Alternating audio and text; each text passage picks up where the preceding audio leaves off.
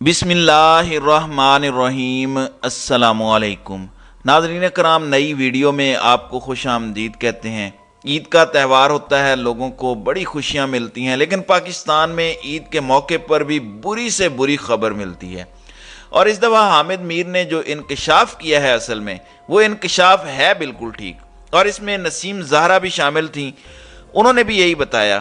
حامد میر نے انکشاف کیا کہ جنرل باجوہ نے کشمیر کا سودا کر دیا تھا، بیچ دیا تھا کشمیر کو، اور اس وقت کے I S I chief general Faiz Hameed اور جنرل باجوہ یہ اصل میں ڈیل کر رہے تھے مودی کے ساتھ کہ مودی پاکستان آئے گا اور مجھے کشمیر کا امن کا ایک نوبل پیس پرائز ہے، وہ تمام کی تمام تر چیزیں ملیں گی، یعنی پیس ایوارڈ بھی مل جائے گا، اس کی پرائز بھی مل جائے گی، اور اس صورتحال میں دنیا میں امن کا نوبل پیس پرائز کا ایوارڈ لے لوں گا۔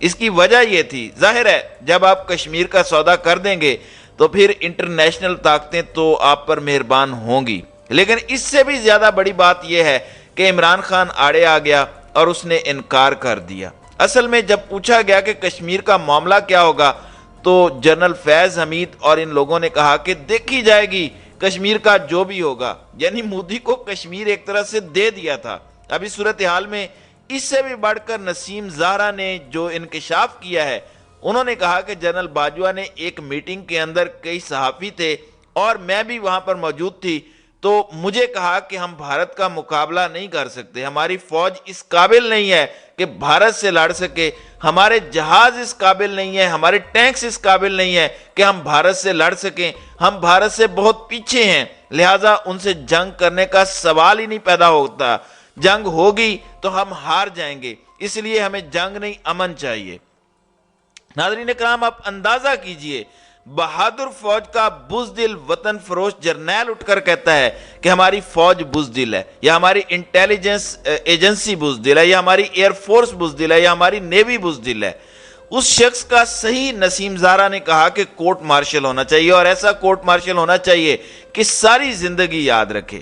دیکھیں 2019 میں اب جب قصہ چھڑ گیا تو ابھی نندن کا واقعہ بھی آپ کو بتا دیتے ہیں کہ بہت ساری چیزیں اصل میں کیا تھیں۔ اصل میں جب آپ کی ایئر فورس نے اس دن ثابت کیا کہ آپ کی پاور کیا ہے، یہ ہم سب نے دیکھا، ہم نے ابھی نندن کو پکڑا، اس کے بعد آپ کی فوج نے بھی ثابت کیا یہ جو آپریشن ہوا تھا یہ فوج کا تھا، آئی ایس آئی نے انٹیلیجنس گیدرنگ کی، ایئر فورس کو ایگزیکیوٹ کیا تھا، فوج نے اس کو پورا ٹیک اوور کیا، یہ سارے کا سارا آپریشن ہم نے اتنے کمال سے کیا تھا کہ وہ جو دوسرا پائلٹ تھا اس کی کہانی ہی گل ہو گئی، یعنی آج تک ہم اس کی کہانی ہی سامنے نہیں لا سکے۔ سوچیں انڈین پائلٹ کا یہ حال تھا تو دوسرے پائلٹ کے بارے میں جنرل آصف غفور نے کہا تھا، جب وہ پکڑا گیا تھا اس کی کہانی جب کھلے گی تو لوگوں کے رونگٹے کھڑے ہو جائیں گے۔ آپ اندازہ کیجئے کہ اس صورتحال کے اندر آپ کے پاس ان کا، یعنی وہ اسرائیل کو بھیجا گیا جو سپائس 2000 بم تھا وہ بھی ہمیں مل گیا،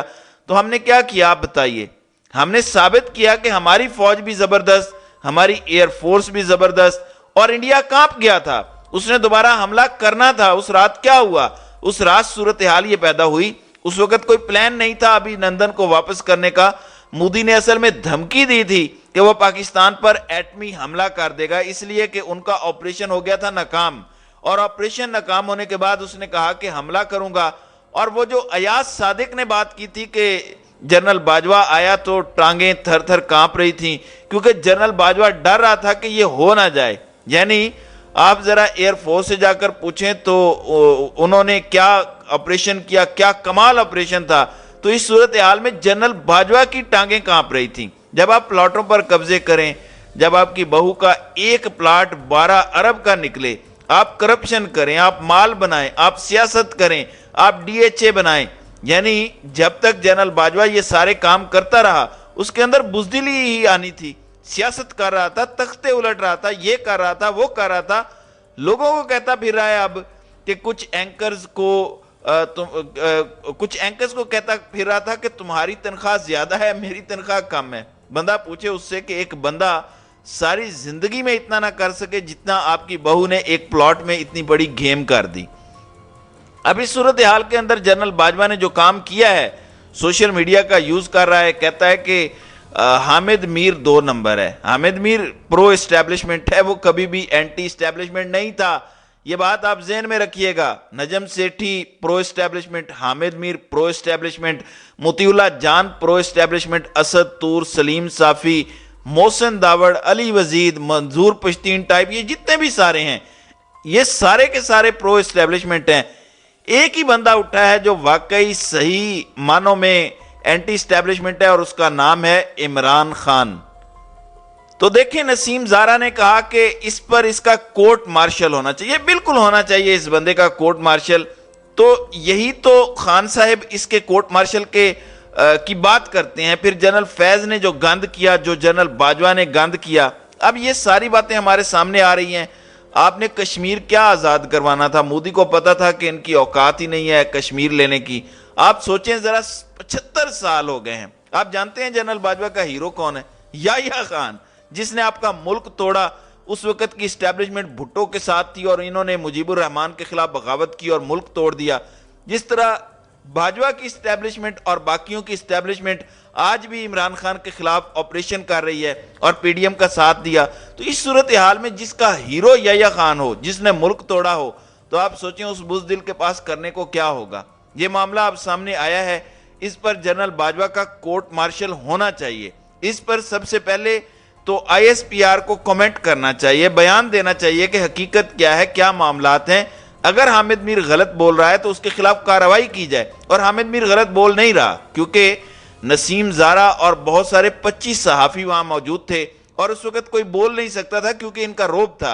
यही बात इमरान खान कहता है कि तामीरी तनकीद करनी चाहिए, यानी ये कोई आसमान से तो नहीं उतरे हुए।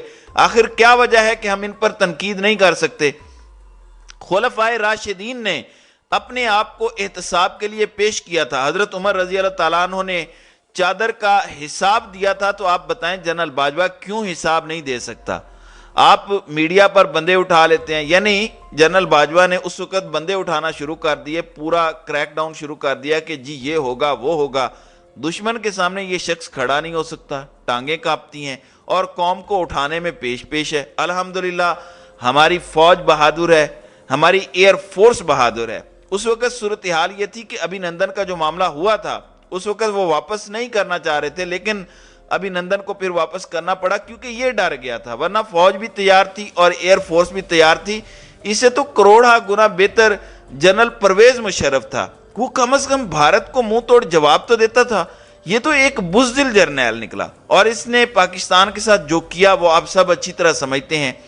एक बात आप याद रखिएगा, अब सारी दुनिया कह रही है, हामिद मीर कह रहा है, सारे कह रहे हैं कि जनरल बाजवा का कोर्ट मार्शल करो, जो उसने इमरान खान के साथ किया। आप सोचिए इस सूरत हाल में वो मुल्क को कहां से कहां ले गया। अपनी सिर्फ एक एक्सटेंशन के लिए इस शख्स ने मुल्क को तबाह कर दिया। यानी ऐसी सूरत हाल पैदा हुई है पाकिस्तान की तारीख की कि आज से पहले कभी ऐसा नहीं हुआ। यानी वो बड़के जो आप मारते थे कि बॉर्डर पर जाकर ऐसे कर दिया वैसे कर दिया, सारा दिन आप जब गाने बनाएंगे, सारा दिन जब आप यही काम करेंगे कि हमने दुश्मन को ये करना है वो करना है, बंदा पूछे आपकी हिम्मत थी कि आप ये सब कर सकें? लेकिन अपने तक बुज़दिली रखी होती तो ज्यादा बेहतर था। अब इस सूरत हाल के अंदर ये जो पाकिस्तान के बारे में गुफ्तगू कर रहे हैं या कौम के बारे में गुफ्तगू कर रहे हैं, तो एक बात आप अच्छी तरह समझ लें, बुज़दिल जर्नैल आते हैं चले जाते हैं, कौम की और फौज की अल्हम्दुलिल्लाह जो हमारे बॉर्डर पर खड़े होने वाले सिपाही हैं या मुल्क के अंदर जो हैं, वो अल्हम्दुलिल्लाह बहुत बहादुर हैं और उनको पता है जब लड़ने का वक्त आएगा तो उन्होंने अपना सीना आगे करना है। लेकिन इस तरह के जो लोग हैं वो जंग में कभी कामयाब नहीं हो सकते। लिहाजा बाजवा जो मर्जी करता रहे, हमने करके दिखाया और इंशाल्लाह जब भी मौका मिलेगा हम करके दिखाएंगे और इस बुज़दिल के कहने से सच्चाई कभी बदल नहीं सकती। तो नाज़रीन कराम, आपकी इस वीडियो के हवाले से क्या राय है? अब अपनी राय का इजहार कमेंट सेक्शन में ज़रूर कीजिएगा।